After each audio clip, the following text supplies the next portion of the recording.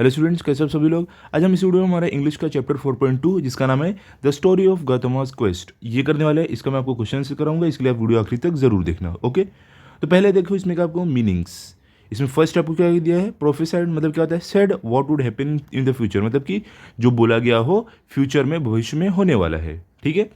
अब देखो सेकंड क्या है आपको यहाँ पर, अ रिनंसिएट। इसका मीनिंग क्या है, a person who gives up all the pleasure of life for a reason, मतलब कि एक ऐसा इंसान जो अपने जीवन के सारे आराम को त्याग दे किसी वजह से, किसी रीज़न से। ठीक है। थर्ड क्या है, इमेजिनेबल मतलब क्या, पॉसिबल टू इमेजिन, मतलब जिस पर विश्वास किया जा सकता हो। ठीक है, आप बोल सकते हो। अब फोर्थ में क्या आपको देखो, मेंशन मतलब क्या, लार्ज इम्प्रेसिव हाउस, मतलब कि बहुत बड़ा, बहुत अच्छा घर।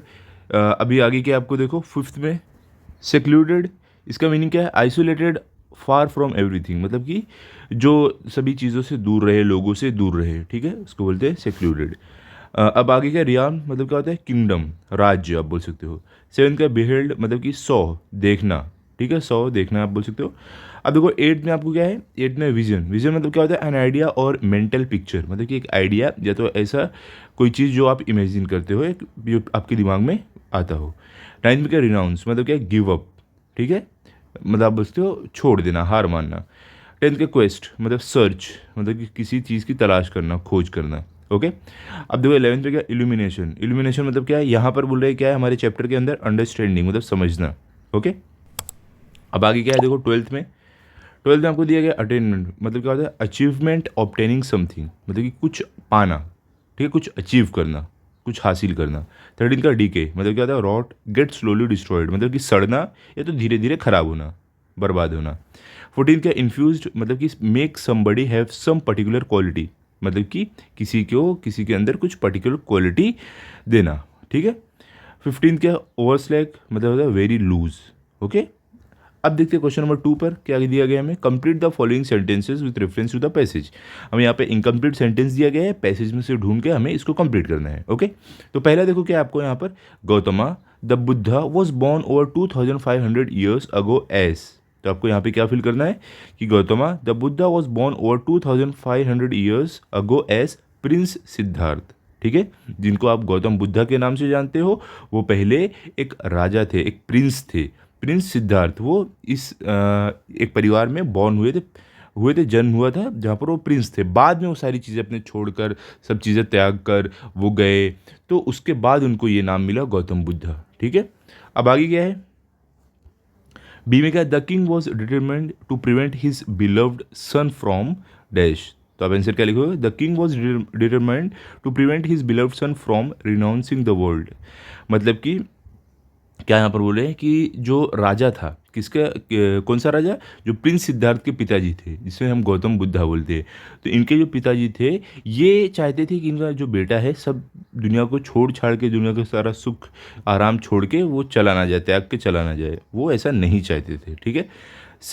अभी आगे क्या है, for 6 years did Gautama practice, क्या बोले, 6 ईयर्स तक जो गौतमा थे उन्होंने प्रैक्टिस किया, क्या डैश है। तो इसका आंसर क्या है देखो आपको, for 6 years did Gautama practice intense asceticism, मतलब कि 6 साल तक जो गौतमा थे, जो गौतम बुद्ध थे, इन्होंने घोर तपस्या की। ठीक है।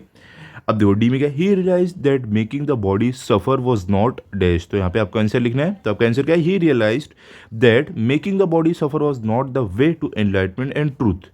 क्या बोल रहे हैं कि उन्हें ये रियलाइज़ हुआ, गौतमा जो थे उन्हें ये रियलाइज़ हुआ कि अपने बॉडी को सफ़र करना, अपने बॉडी को तकलीफ़ पहुंचाना, ये एक तरीका नहीं है एनलाइटमेंट और मतलब ट्रुथ को पाने का। ठीक है, लोग नहीं अपने एनलाइटमेंट के लिए, एक ट्रुथ के लिए लोग तपस्या करते हैं अपने बॉडी को नुकसान, तो उन्हें ये लगा कि इससे वो चीज़ नहीं मिलेगी जो जो वो चाहते हैं। अब आगे क्या है देखो, ई में, to this day we venerate this tree as. तो अब इसमें क्या आंसर लिखोगे, to this day we venerate this tree as the Bodhi tree. तो यहाँ पर देखो क्या बोल रहे हैं कि जो पेड़ है, इसको हम आज भी पूछते हैं बोधि ट्री के नाम से। ठीक है, इस तरीके से हम पूछते हैं इसे। ओके, जिस पेड़ के जो पेड़ था जिसके नीचे गौतम बुद्धा बैठे थे।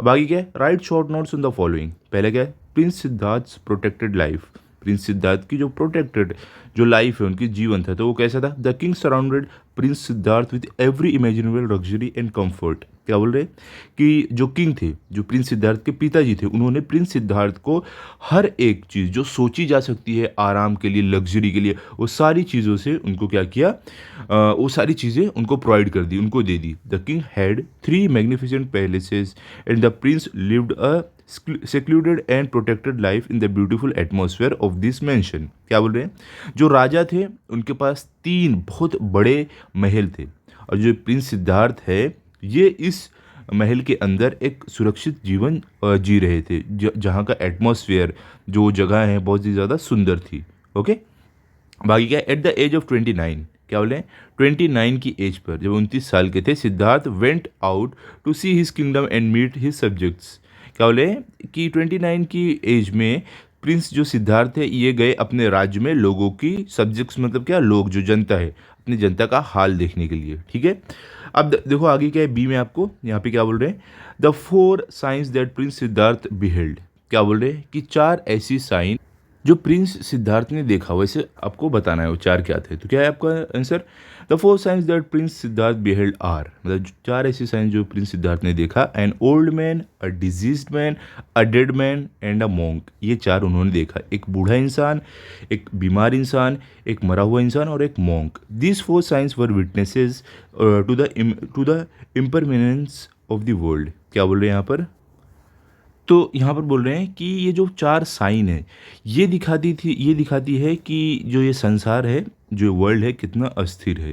ठीक है, after seeing them the prince wondered what the cause of the sorrow was and if there was a way out of it. क्या बोल रहे हैं कि ये देखने के बाद, जो प्रिंस सिद्धार्थ है ये देखने के बाद वो सोचने लगे कि ये जो सॉरो है, ये जो तकलीफ़ है लोगों की, इसका रीज़न क्या है, क्या इससे निकलने का कोई तरीका है, वो ये सोच रहे थे। ठीक है, अब आगे क्या देखो, सी में, the message in the vision.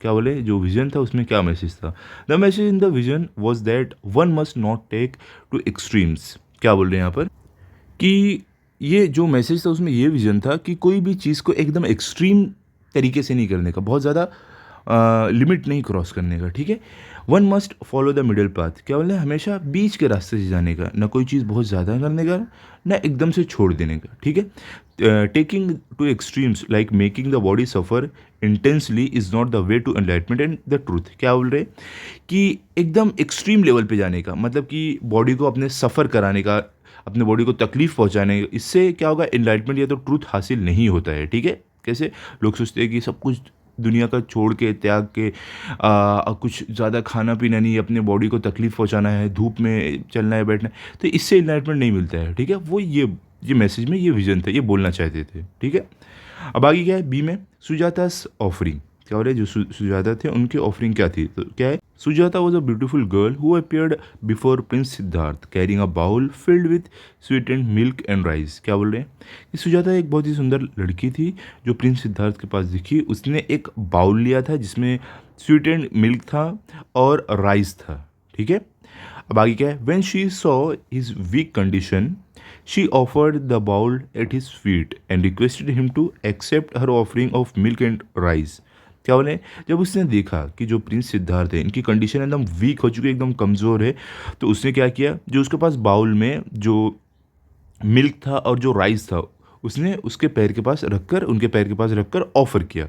Buddha accepted her offering, और जो बुद्धा थे उन्होंने ये ऑफरिंग जो ये सर्व कर रहे थे, जो सुजाता, उसे एक्सेप्ट किया। ठीक है, अब आगे क्या है देखो, तो यहाँ पर हमारा ये चैप्टर कंप्लीट हो गया है। अभी आगे हम करेंगे 4.3 मिस्टर नोबडी अगले वीडियो में। ठीक है, तो ये जो मैंने चैप्टर आपको करा दिया इसको आप अच्छे से पढ़ लो, लर्न कर लो, ताकि अगर आपका टेस्ट हो तो आपके फुल मार्क्स आए।